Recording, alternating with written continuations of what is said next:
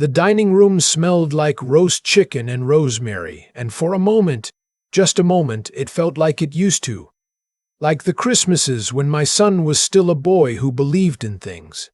I'd been up since 5 that morning, brined the bird the night before, the way my late wife Eleanor used to, with bay leaves and garlic and a handful of brown sugar. I set the table myself. Ironed the cloth napkin that had been folded in the linen drawer since her funeral. I even put out the good candles, the tall cream-colored ones we'd saved for special occasions. I'm 67 years old. I live alone in a 4-bedroom house in Oakville, Ontario.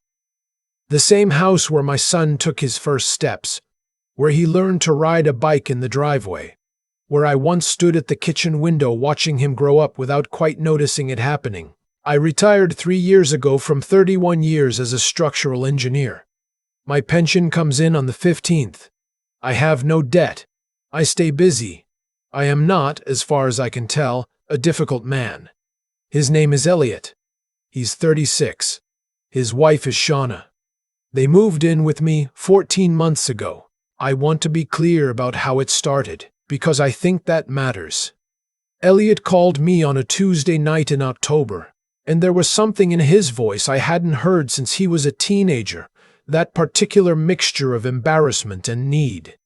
He said he and Shauna were having a hard time, that the condo they were renting in Mississauga had gone up $400 a month, and they were already stretched thin. That he'd been passed over for a promotion he was counting on, and Shauna's hours at the clinic had been cut. "We just need a few months, Dad," he said, "just to get back on our feet." I didn't hesitate. I said yes that same night. I told them to take the master bedroom, mine. I moved my things to the room at the end of the hall, the smaller one with the window that sticks in winter. I didn't mention it. I figured it was temporary. I bought groceries every week. I took my car in for maintenance so I could drive Shauna to her Wednesday appointments when Elliot had the truck. I fixed the loose hinge on the bathroom cabinet that Elliot mentioned once in passing while looking at his phone. I paid the utilities, the internet, the property taxes, the furnace filter in March, the new weather stripping on the back door. 14 months. I kept waiting for things to feel like family again. There were moments. Sunday mornings when Elliot would make coffee and we'd sit at the kitchen table and talk about hockey. About the Leafs finally, maybe. Possibly for once in our lifetimes having a decent defense. Those mornings were good. I held on to them. But Shauna was harder to read. She was polite, in the way that people are polite when they've decided something about you and are simply waiting for the right moment to say it out loud. She'd thank me for dinner and then take her plate to their room. She started referring to the living room as the main area. Small things, the kind of things you notice and then tell yourself you're imagining. The week before Christmas, I overheard them talking. I wasn't trying to listen. I was coming down the hall to get a glass of water, and their door wasn't fully closed and voices carry in old houses. Shauna was saying something about the square footage, about comparable properties in the neighborhood, about what the house would list at in the spring market. I stood very still. Elliot said, "We'd have to wait until he's gone." She said, "Well, how much longer can it realistically be?" I went back to my room. I sat on the edge of the bed in the dark. Outside, the neighbors' lights were blinking blue and white along their fence. Eleanor had always loved Christmas lights. I sat there for a long time. The thing about that moment, the thing I've tried to explain to people since, and mostly failed, is that I wasn't angry. Not yet. What I felt first was something quieter and more bewildering than anger. It was the feeling of looking at a photograph you thought you understood and suddenly seeing something in the background that changes the whole picture. I thought about the 14 months. I thought about the grocery receipts in my desk drawer. Not because I was keeping score, but because I'm an engineer and I keep records. I thought about Eleanor's linen napkin. ironed and folded, waiting for a Christmas morning that was apparently just a pause between transactions. I thought about Elliot at 8 years old, standing in the driveway after I'd taken the training wheels off, wobbling toward me with his arms out, and how I'd caught him before he fell. And I thought, I've spent my whole life catching him before he fell. Christmas morning came. I made breakfast: eggs, back bacon, sliced fruit, the orange juice he likes that comes in the glass bottle from the organic section. I had wrapped gifts under the tree. A good fleece for Elliot, because he's always cold. A scented candle set for Shauna, because I genuinely didn't know what else to get her. Which now struck me as information I should have paid more attention to. We sat down. I poured the coffee. Elliot looked comfortable in the way that people look comfortable in their own home. That's when it happened. Shauna had been on her phone since breakfast. She set it face down and looked across the table at me with an expression I can only describe as resolved. Like someone who'd rehearsed. "We've been thinking," she said, "about what makes sense, long term, for everyone." I looked at Elliot. He was looking at his coffee. "This house," she continued, "is a lot for one person. And frankly, the market right now—" "Shauna," I said. She stopped. "I heard you," I said. "Last week, in the hallway." The silence that followed was the loudest thing I've heard in years. Elliot looked up then. His face did something complicated. And then, and I will not forget this for as long as I live, he looked back down at his coffee. He didn't say anything. He sat there at my table, eating my food in my house on Christmas morning.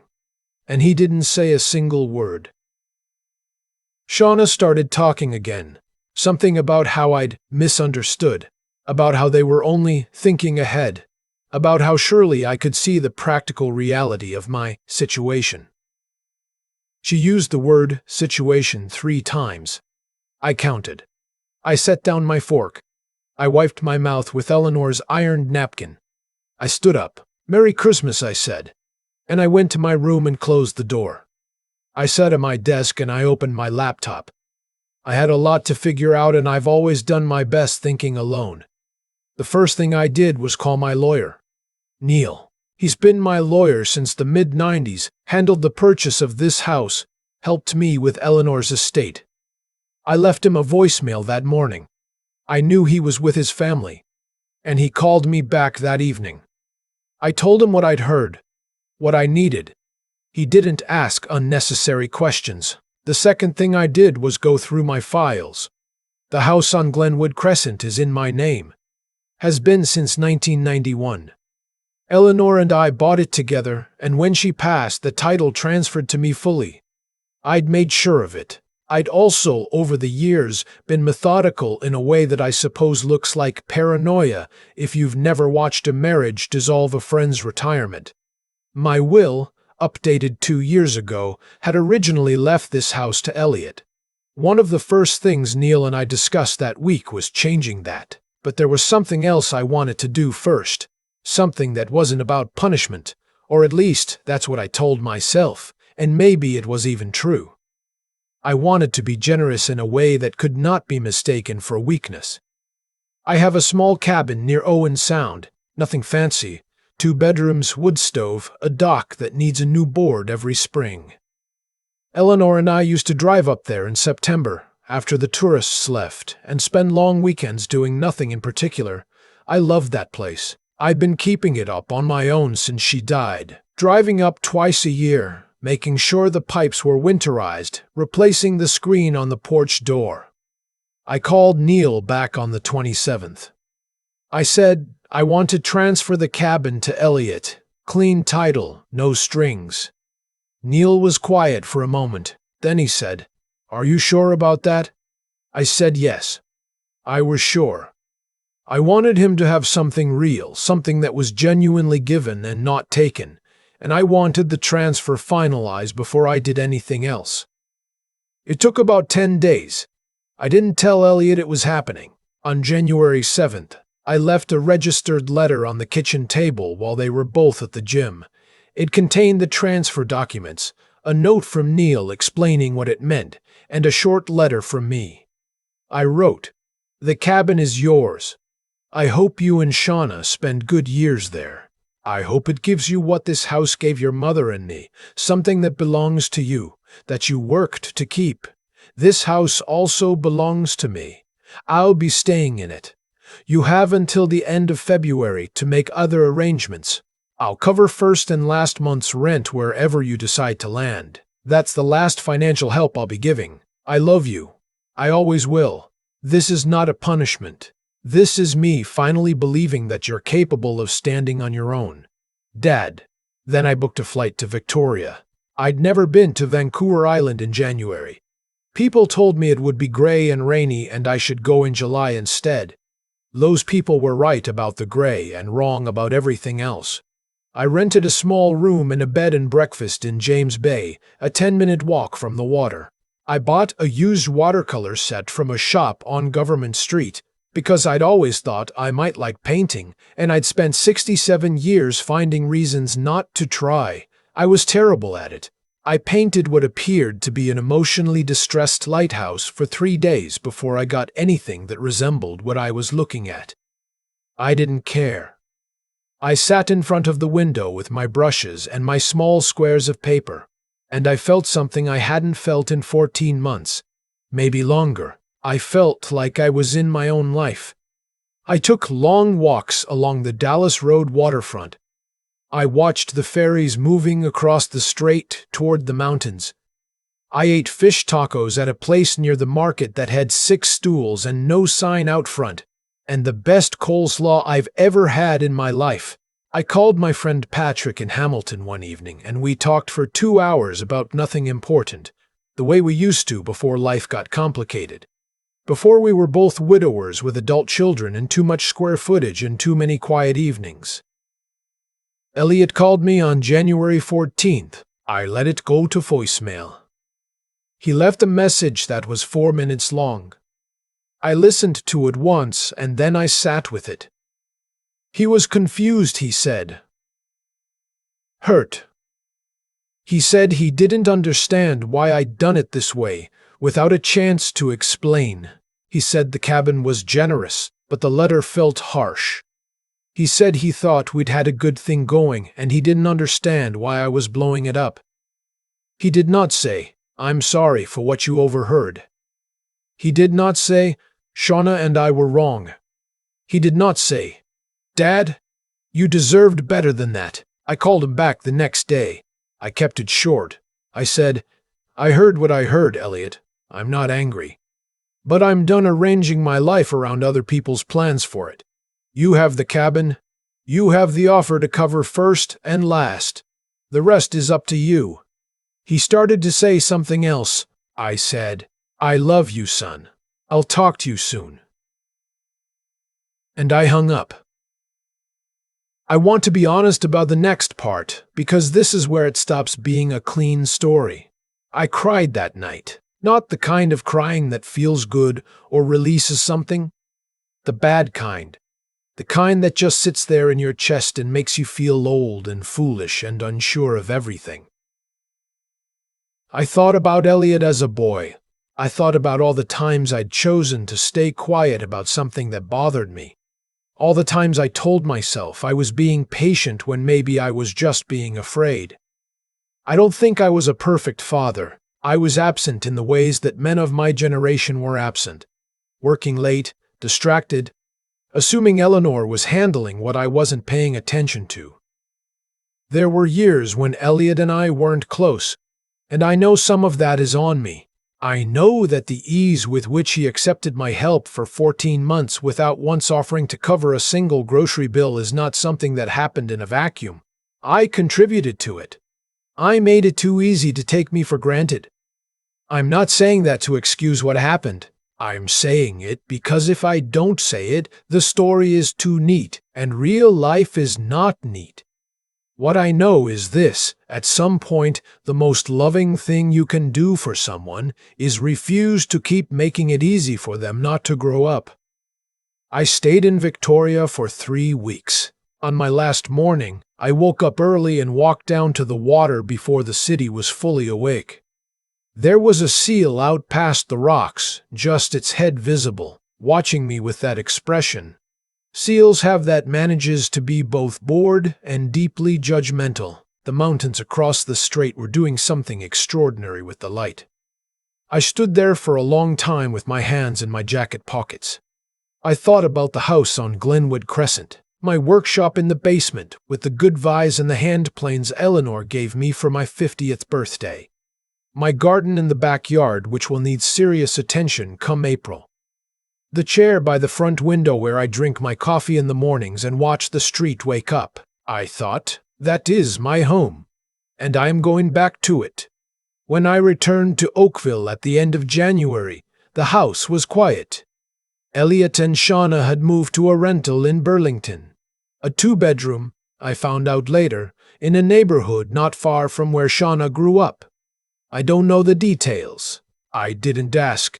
I walked through the front door and I stood in the hallway for a minute, just listening to the house be itself. The furnace running. The tree branches against the side of the house in the wind. Somewhere down the street, a dog barking twice and then stopping. I put the kettle on. I went down to the workshop and ran my hand along the workbench.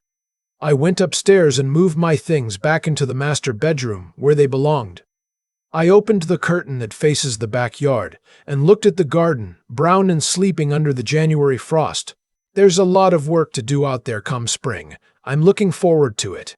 Elliot and I have spoken 3 times since then.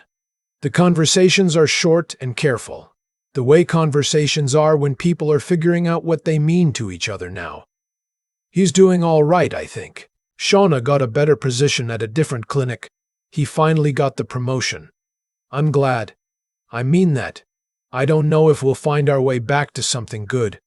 I hope we do. I think we might, if we're both honest about what we did and didn't do. Him with the taking, me with the giving. That was sometimes less like love and more like hiding. Last month, Patrick came down from Hamilton for a weekend. We drove out to the Niagara Escarpment on Saturday morning, walked a stretch of trail we'd been meaning to do since 2019. Cold, clear. The kind of Canadian January day that looks brutal from inside but is actually fine if you dress for it. We stopped at a lookout point and ate our sandwiches and didn't talk about our kids or our dead wives or our empty houses. We talked about whether the Leafs have any realistic shot this year. They probably don't. But it's a good thing to believe in anyway. When I got home that evening, I took off my boots and made tea and sat in the chair by the window. The street was quiet, just the glow of the neighbors' lights through the trees. I had a watercolor I'd done in Victoria pinned up above the desk. The lighthouse, the distressed one, the bad one. I'd kept it anyway. I sat there for a while just drinking my tea. The house was mine. My life was mine. I was 67 years old and I was exactly where I was supposed to be, and it had only cost me everything I was willing to let go of. That turned out to be enough.